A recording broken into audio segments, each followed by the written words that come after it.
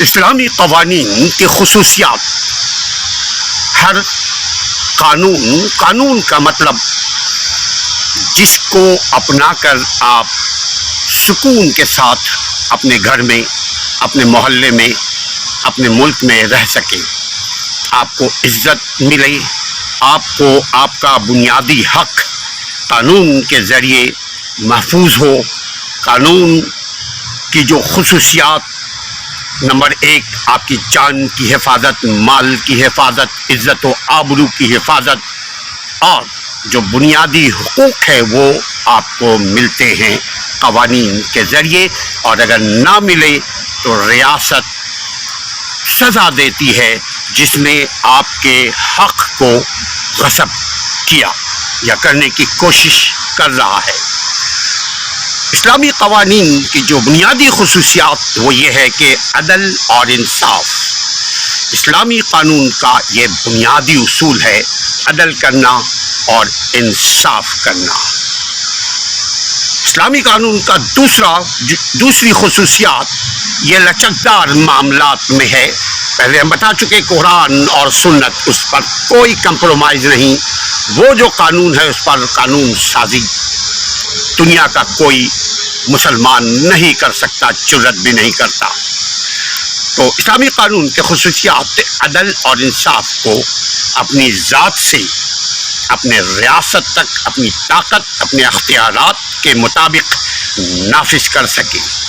ہم ریاست میں تو نہیں کر سکتے، مگر اپنے ریاست جو آپ کو، آپ کا گھر ہے یہ بھی آپ کا ریاست ہے، آپ وہاں اپنے گھر میں اسلامی قانون کی خصوصیات کو نافذ کریں، یعنی عدل کریں، انصاف کریں، مہربانی کریں، احسان کریں، معاف کریں، درگزری سے کام لیں. یہ سب چھوٹے اور بڑے قوانین کے حصے ہیں. لچکدار معاملات میں آپ اجتہاد کریں، آپ آپس میں نیگوشیٹ کریں. اگر گھر میں ہیں تو گھر کے افراد سے آپس میں بات چیت کریں کہ اس معاملے میں ہم کون سا اصول بنائیں. قانون ایک اصول بھی ہے، قانون ایک ضابطہ بھی ہے، قانون طور طریقہ بھی ہے. قانون کا مطلب ہی یہی ہے کہ اگر اس کو توڑیں گے تو کوئی سزا دے یا نہ دے اللہ تو دے گا. تو اگر سزا ہے تو وہاں پہ قانون کا لفظ فٹ ہوگا. تو لچکدار قانون، اس میں اجتہاد کر کے آپ قانون سازی گھر میں متفقہ ایک اصول بنا سکتے ہیں. اب ملک میں اللہ کرے اگر معاشرہ ہمارا فرد صحیح ہوا تو معاشرہ صحیح ہوگا، معاشرہ صحیح ہوا تو ملک صحیح ہو جائے گا. اور اگر ہم آج سے سوچ لیں کہ ہم اپنی زندگی میں اسلامی شعار کو اپنائیں گے، اسلامی شکل لے کر آئیں گے، اسلامی عمل اپنی زندگی میں نافذ کریں گے، ہم دوسروں کی زندگی کو بدلنے سے پہلے خود کی زندگی کو بدلنے کی کوشش کریں گے. دوسروں پر اسلام نافذ کرنے سے پہلے اپنی ذات پر اسلام نافذ کرنے کی کوشش کریں گے. اپنے دلوں کو صاف کریں گے، دلوں میں بغض، کینہ، نفرت، حسد، جلن، گناہ کے کوئی ایسے اعمال ہمارے دلوں میں نہ ہو. یہ اسلامی قانون کا بنیادی اصول ہے.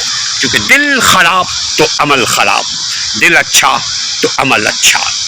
تو پہلا ہوا عدل و انصاف اسلامی قانون کا بنیادی اصول ہے.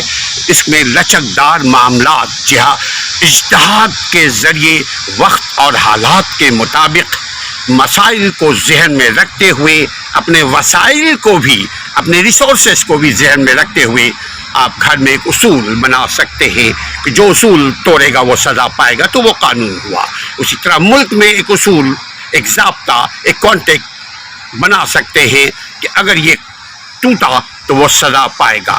مگر سزا کی ابتدا بڑوں سے ہونی چاہیے. اگر ملک ہے، گھروں میں اگر سزا کی ابتدا بھی گھر کے والی وارث سے ہونا چاہیے جو گھر کا بڑا ہے.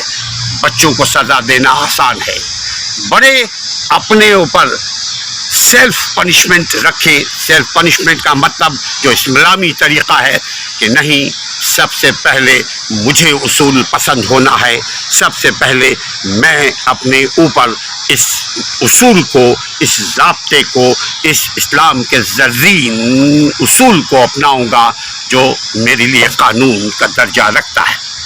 یہ دوسرا ہے کہ آپ اس پہ قانون سازی کر سکتے ہیں، یعنی آپس میں بیٹھ کر ایک معاملے میں متفق ہو سکتے ہیں کہ صبح اتنے بجے اٹھنا ہے، اتنے بجے نماز کا وقت ہو جاتا ہے، پڑھنا ہے، اتنے بجے بچے اسکول جائیں گے، اتنے بجے کھانا کھائیں گے، اتنے بجے قلولہ کریں گے، اتنے بجے آئیں گے، اتنے بجے سوئیں گے. یہ بھی ایک اصول ہے، چھوٹا موٹا قانون ہے. تو لچکدار انصاف آپ رکھیں گے بچوں کے ساتھ، مگر اپنے ساتھ بڑے اسٹرکٹ پالیسی رکھیں گے، چونکہ قانون سب کے لیے برابر ہونی چاہیے. اسلام میں برابری کا مطلب گھوڑا اور گدھا برابر نہیں. برابری کا مطلب جو جرم کرے گا سو سزا پائے گا، خواہ پرائم منسٹر ہو یا میرے گھر کا چوکیدار. ایسے میں خود چوکیدار ہوں اپنے گھر کا. تیسرا، جامعیت، زندگی کے تمام پہلوؤں کا احاطہ کرنا ہے. چوتھا، روحانی اور دنیاوی پہلو. یہ دونوں پہلو یعنی روحانی اور دنیاوی پہلو، دین اور دنیا، دونوں جہاں کے امور کو اور دونوں جہاں کے معاملات کو اپنے اندر شامل کرتا ہے. اسلامی قانون دنیا کے مختلف ممالک میں مختلف انداز سے نافذ العمل ہے. بعض ممالک میں یہ مکمل طور پر قانونی نظام کا حصہ بنا ہوا ہے، جبکہ بعض ممالک میں یہ اسلامی قانونی نظام صرف ذاتی اور انفرادی معاملات تک محدود ہے. اسلام کا قانونی نظام نہایت ہی شاندار، نہایت ہی حوصلہ افزا، نہایت ہی پرامن ہے. یہ اس کے خصوصیات ہے کہ یہاں آدمی اگر اسلام کا قانونی نظام کو صرف پڑھ لے تو یقین کیجئے اگر درد دل ہے تو آنکھوں سے آنسو چھلکنے لگے گا.